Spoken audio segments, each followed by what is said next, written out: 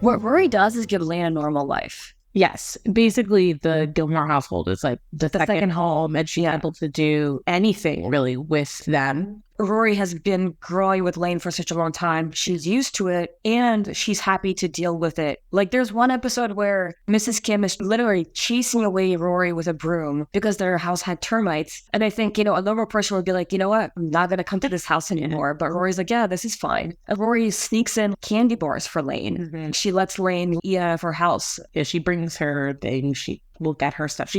She hides stuff a lot in her house. Yeah. Like when Lane was going to Korea, she brings all her contraband. Yes. And she hides Lane's basket for Henry during the basket thing. Yeah. Making these really good points about how Rory gives her this life and she doesn't have to explain things, and Rory accepts it with open arms, which is like beautiful. But Rory still does do some very, very, very questionable things. And sometimes Rory doesn't listen always and gets very preoccupied in her own problems in life. So what's your take on that?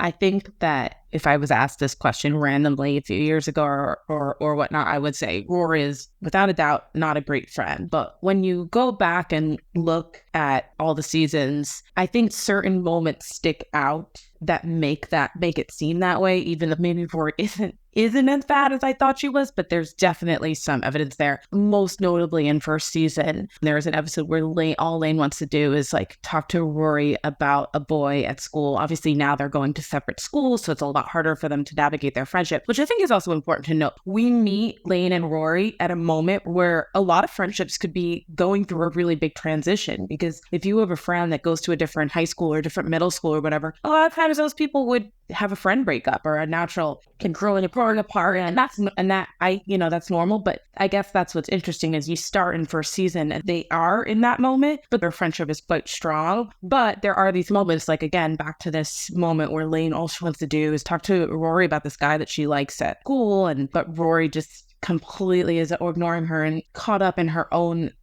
problems. And even though that episode has a lesson and Rory apologizes and they try to do better, I think that episode really had a big imprint on me in regards to how Rory constantly often does not listen. I have a suspicion that when it comes to the fandom, that specific episode I think becomes very prominent in people's minds, that when they think about the relationship between Rory and Lane, that's like the biggest example that comes up, because I think that because that is the episode that focuses on their relationship. Also, it's so great. If you don't remember, Lane runs her hands through the team's hair, and I'm laughing. It's actually like, it's traumatic if you went through that in high school, but it's such a funny episode too, but also it's relatable, and also, Lane. Oh, yeah, Lane. It's so ridiculous, but so real at the same time. What makes it so funny. Okay, then this is something else that I picked up on, is this happens, obviously there's another episode where Rory's not listening. Actually, I think it happens like all the time. Well, when it's pronounced, it's 2 more times. Have you heard a word I've said? Nope. I resent that. I'm a witty conversationalist. Hey, are you listening? I did notice, especially in first season, Rory doesn't confide in Lane about everything. Both in when she first starts dating Dean, I take that back. Not when she first starts dating Dean, but when she first notices him. They talk about him a little bit, but she really doesn't say like, oh, I like him. Yeah. And then also at the end of season 1, when Rory and Dean break up, Rory does not tell anyone about that. She doesn't tell her mom. I think it's interesting because it shows how different Lane and Rory are as people, because Lane seems to be quite the opposite. As soon as Lane has even an inkling of an interest in someone, she runs to saw Rory, no matter how ridiculous it might be. Not to say it's ridiculous, it's normal, but sort of like even if it's super minor. And like you said, Rory really goes, which I guess is supposed to demonstrate the fact that Rory is a lot more introverted. The example, which I guess one could say of Rory not being a great friend, of when she tries to go to Dosie's Market to like just take a look at Dean even before, and she tries to get rid of Lane. Like they're walking. She's literally like, go home, bye. And I get it, but no, it feels like a weird thing that you wouldn't tell your friend. I will step into Rory's defense here to say that because Rory is 16 and she's supposed to be highly reserved, that I guess it's like leniency of like some people are just so introverted, nervous that for a lot of people it's like, this is kind of silly. Just tell your best friend. It's okay. But for them, it just seems like such a big deal that looking from the outside, I would agree that it looks bad. Of why would you push your best friend away just to go into a market to look at a boy? But some people just have that deep insecurity that they can't. I guess they really are playing on her reserved nature. But actually, another moment in Dosie's market is, and this is more playful and it's really not that big of a deal, but when Rory and Dean are broken up, Lane goes and gets stuff for Rory all the time at Dosie's market for her so that Rory doesn't have to go and see this boy. And Lane nicely is like, just so you know, he wasn't there, and he's not working there on Wednesday afternoons or whatever. And Rory denies it even a bit. She's like, oh, that's not why I've made you go to the store, which is silly, and I know it's playful and it's not that big of a deal. I'm not saying she's a bad friend, but it's funny that you're even denying to your close friend like what you're doing when you both know what you're doing. Yeah. I do think Lane is certainly, it's funny because I think that Lane is a lot more extroverted than, not just a lot more, but I think Lane might be, in fact, an extrovert, and she would be more so if her home life was different. Yeah. I do want to redeem Rory a little bit because there are a lot of things that she does that I think are also problematic from a friendship perspective, but she also goes out of her way to do some things. Like when Lane asks for a double date with Todd, Rory's like, okay, I'll do it. Although she does question it in the beginning, but she questions it less than Dean does. Like, she is a friend by doing it. And actually, that's a really good point, because when Dean gets really resistant, Rory she becomes like mother bear. Like, she's like, what do you mean? My friend Lane, what do you say? She's not good enough. So like that, I noticed, I agree with you. She was ready to go, fight on behalf of Lane. Yeah. And I think even though Todd ends up being well, and I think it makes sense from all the characters' perspective. So it's done well enough. I think that Rory naturally would question it to say, are you sure that you want to do this? Because, do you know this person? And also naturally, I guess it is kind of awkward to push for a double date of a guy that you just started dating. And it's like not clear if it would even work out. And then, of course, Rory would naturally step into the defense mode when someone asks questions whether or not it's the right decision. And I thought it was really adorable how during that double date, Rory just kept looking over to make sure that things were okay constantly. Like, she was so much more invested in Lane and what was happening. I thought that was a very kind of mama bear situation. And she helped her get ready as well.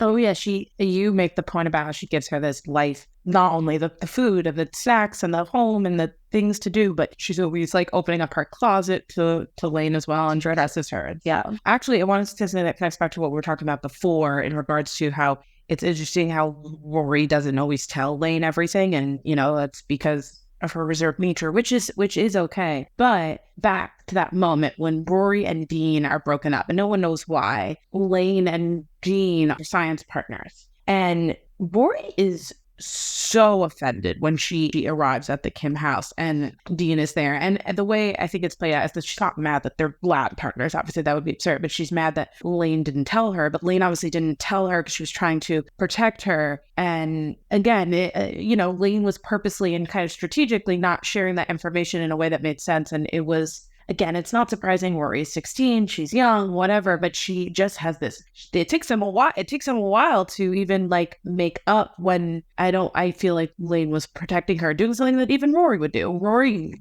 doesn't give out information even when it's not even in a protection way like Lane was. Yeah, no, for sure. That's the thing is like, all in all, when you take the sum of it, I don't think it's that much. But the times that it is, it just does put Rory in a very bad light. And like one of them is, for me personally, is when Lane becomes a cheerleader. Yes. And then Rory runs into her. And this is, I guess, one of those things where Rory gets mad and Lane says, I didn't tell you because I knew how judgmental you would be. And Rory says, I'm not mad that you're a cheerleader. I'm mad that you didn't tell me. It's this weird. But yeah, so in the cycle where it's like, if you look at that scene, when Lane comes out and she's part of her squad, Rory has like a disgusted look on her face when Lane starts performing. It changes, but like it's this initial feeling of like, oh, I don't like this. And again, it's one of those things where it's like, oh. But on the plus side, something that I think it gets overlooked a lot, or maybe once you start focusing on like all the good things that Rory does, like when Henry comes into the picture, Rory becomes the go-between. So like, obviously when Henry's in school, Rory's the one who talks to him for things regarding Lane, and Rory does three-way calling so that they can talk. And when you think about that, not only does she make sure that they're connected, as in like she picks the time so that it's convenient for both of them, and their phone line is then taken up for the whole time that they're on the phone. So neither Lorelai nor Rory can use the phone just so that Lane can talk to a guy. Yeah. And she's really encouraging because Lane wants to kind of self-sabotage that relationship because it's like, oh my God, my parents would approve of this boy. Yeah. Therefore, I would hate him. But Rory does like cheer her on, which she does do this in this film. But I will say, as you watch, Lane is a huge cheerleader for Rory throughout. Oh yeah. Throughout the whole series. But Rory, like you said, she does coordinate a lot, and she is cheering Lane on this film. Yeah. When it comes to the band, not only is Rory kind of a cheerleader for Lane and Dave, but she cleans out her garage so that the band can practice. And the band practices there 3 times a week. And they literally just hang out in their kitchen. And so like, probably fed too. Yeah, I mean, this is more credit to Lorelai, I think, personally, but I guess But you just reminded me of a moment. Lane and Dave don't really want people to know that they're dating. They kind of immaturely are kind of a little bit mean to her, to one another, because they don't want people to catch on. And Rory is like, oh my gosh, why is he talk? I will beat him up. She is, again, comes in strong with the how dare he, but then it's obviously revealed. She does the best friend thing, which is cute, which is also kind of a parallel when I guess after Jess comes back and he gets a new car, Lane does the best friend thing of like, I'm going to attack Jess for you. Even though Rory's like, no, you don't have to. And then same thing with Dave, where she's like, okay, I'm going to attack Dave for you. And Lane is like, no, you don't have to. Yeah. So they step into that role of like, I'm a ride or die friend. Yes. I will beat up whoever you want, kind of thing. And also, when Lane is looking for a band, there's a point where Lane comes over their house and they're not even hanging out. So Rory would be hanging out with Lorelai, and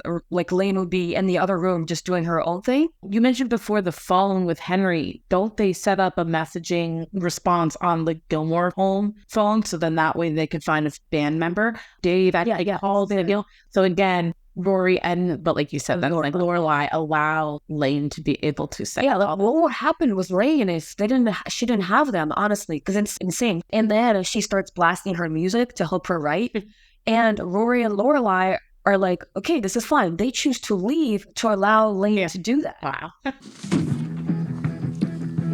We'll move outside. The outside's contaminated.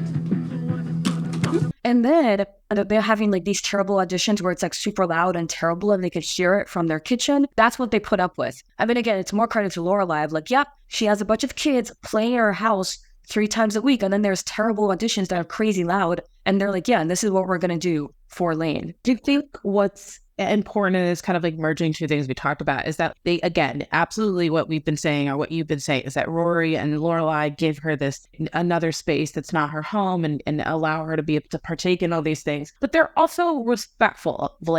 They're not these voices of, oh my God, your mother, your family, your this. I don't think they belittle it either. And I think it's almost a balance, which is what makes it act super supportive, because they give her the space, but they don't chastise her and be like, oh, I can't believe your family's like that, et cetera, et cetera. If you had to summarize their relationship or describe it, what's your take? I was thinking about this, and I said this before, but I was thinking about how, again, the show starts at this kind of pivotal moment where Rory's going to go to a different school and how that's a big transition time. But they actually are able to get through that, what could have been a growing pain. But again, we've never seen them in middle school or elementary school or when they went to school together. But a lot of the scenes with Rory and Lane, sure, they're together, but a lot of the times it's they're on the phone or they're Rory's climbing up to the window to see her when they're always trying to find ways to see one another. I was thinking about what do they talk about though? They do talk a lot about music. I'll give them that. But I was just thinking I was watching that. I was like, wait, do Rory and Lane pass the Bechdel test? And I do think They do some of the time, but not often. Oh no, I mean they talk about boys a lot, and I found myself being judgmental, and then I was like, wait, they're 16, and also if something's going on with a boy, of course you're going to talk to your friends about that. So I don't want to like vilify it, but a lot of the conversations that we're going to see on screen do revolve around boys, or being a mediator with boys, or being the middleman, or and again, all these things also show sometimes the support that both of them have, but it does revolve around. Yeah. I mean, I felt that as the seasons go on, there are fewer and fewer examples of them being together. Specifically, I think once we hit season 5, they pretty much become absent in each other's lives. But I do like there are some parallels, like when Lane moves out of her mom's house, the fact that Rory takes her into her dorm. That's such a good friend moment. And doesn't Rory defend Lane to her roommates? Oh, yeah. And there's not a single moment where Rory is like annoyed with the fact that Lane is there. I mean, that's a dorm with, they have 4 other people in there? Something like that. Yeah, so it's a 4-people dorm, and she has her best friend move in, like literally sleep in the floor of her room. And Rory's like, of course, like there's not even a moment of like any problem. Like, she's happy that Lane is there. She ends up defending her. And then there's a point where Rory moves out of her grandparents' house and she moves in with Lane, and it's the same thing. Or Lane is defending her, and Zach starts complaining that Rory's there. Mm-hmm. Yeah. Again, another kind of example of them being supportive is like when there's that party, a kegger at like one of the high school people's house, and the band is going to play their first unofficial gig. Rory genuinely wants to like see them play and is excited to be there and helps them set up and introduces the band and all these things. And Jess is giving her a little bit of a hard time, but Rory is like, dude, we're here to support Lanes. We're here to be with Lanes. No, that's a big point. I think the fact that all that is for, I mean, I already started with the fact that she lets Lane practice at her house 3 times a week. And then she goes to the high school party early for Lane. She stays the whole time. She introduces the band for Lane. She resists leaving because she knows she has to be there for Lane. There's an episode in the later season where Lane asks Rory to go to be like a photographer, videographer for a gig because like label guys are going to be there. And Rory's like, of course. Mm-hmm. And she goes there by herself. She decides to spend the night being the videographer, just being there alone, just to support Lane performing. I don't know if anyone has ever like had the experience of like you're the friend who just goes to a place by yourself because you know your friend, even if you can't interact with your friend at that moment. This is a TV show. Yeah. It is a show that has seasons. There's only this many episodes. They're 40 minutes. And I can't help but bring this in. It's like sometimes the show, because it's a show and because this is TV and it's not real life, it's showing you these particular moments that might not always be the best lights because it's showing drama. That's what a television show is. It has to have drama. It has to have conflict. It has to have the relationships and the boys and all that stuff. But, you know, if Gilmore Girls was real, I think if Gilmore Girls was real, there'd be a lot of problems. No, well, yeah, but I think you would have I do think there's enough evidence that shows that they would be these really good friends that talk about all these other things and that they are like supportive and like one another. But because it is a television show, it doesn't always get to highlight those moments. You bring up a really good point because when it comes to Rory's plot lines, particularly in the early seasons, I think what the show's trying to do is like show a coming of age story. And so it tries to bring in as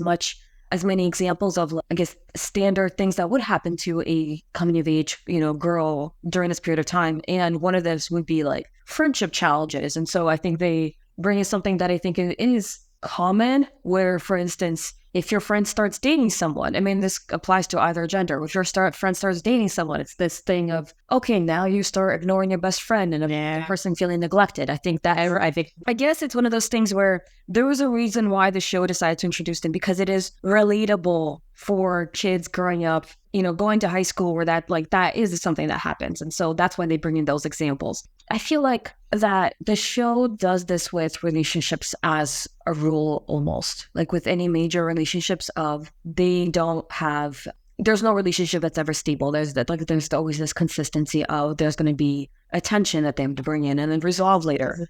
And that's the nature of TV. Yeah. So like always, that's why if you look at all those times of like Rory and Lane having tension at the end of that episode, there is always that sort of reconciliation and like apologies and agreement. And again, it shows a very natural thing of what it's like when you have a best friend in high school, but then when you reach the college years and you start leaving, you see that they do start to grow apart. And when it comes to Lane in the later seasons, whereas before Lane's plot lines were, she had her own, but a lot of it was with Rory. Adjacent to Rory. Yeah.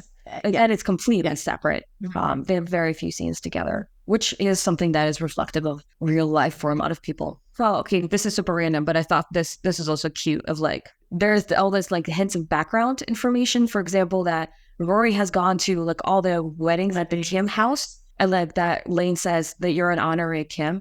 And what I think is cool about that is that they've been so close that Rory has been part of Lane's family and that Lane is from a different culture. So like this would be Rory who would be going to all these things where she would kind of stick out as a sore thumb.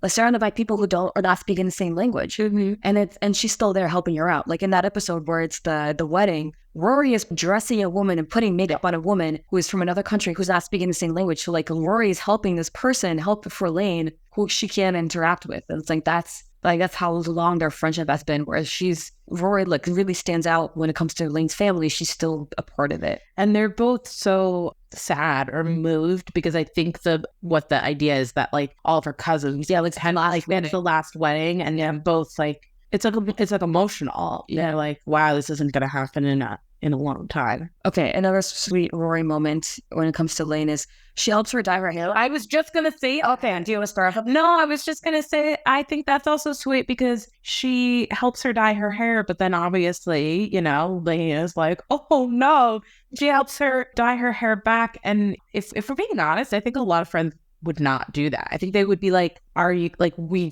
just did this?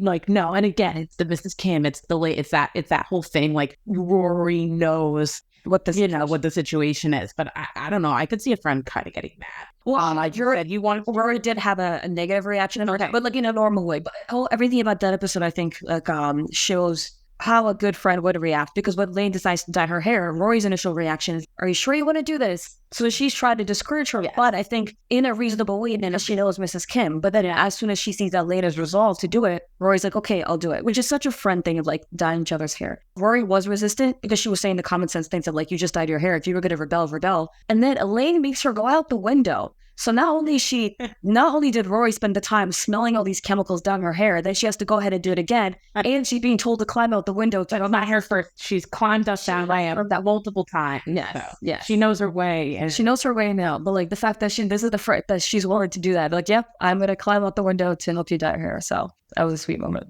How would you say their friendship compares to our friendship? They have to go through this bump of in high school and someone's going to a new school. And it's hard because like I've had friends who, I was friends with them in middle school, but then they went to a new school. But it's kind of actually the exact opposite for you because you went to a different middle school and then you switched to a different high school, which is then where we met. Yeah. And our friendship, I think, is very different from Lane and Rory's because they were really, really, really close. And then kind of obviously as time went on, they got, just because of life. But although we met in high school and became friendly in high school, we've gotten so much better friends since then, which is, I guess, a little different than the Rory. I was going to say the same thing. I think we are the opposite of what happens, which I think is kind of also natural in these. No, not necessarily, but our friendship started later at the end of high school, which then allowed us to bond even more as time went on. Whereas for them, they were friends since elementary, kindergarten. Yeah. And that's how people start to grow apart where, you grow and you change as a person. Whereas when you meet later in life, and I think I've seen this argument made before of how people are saying that Lane really wasn't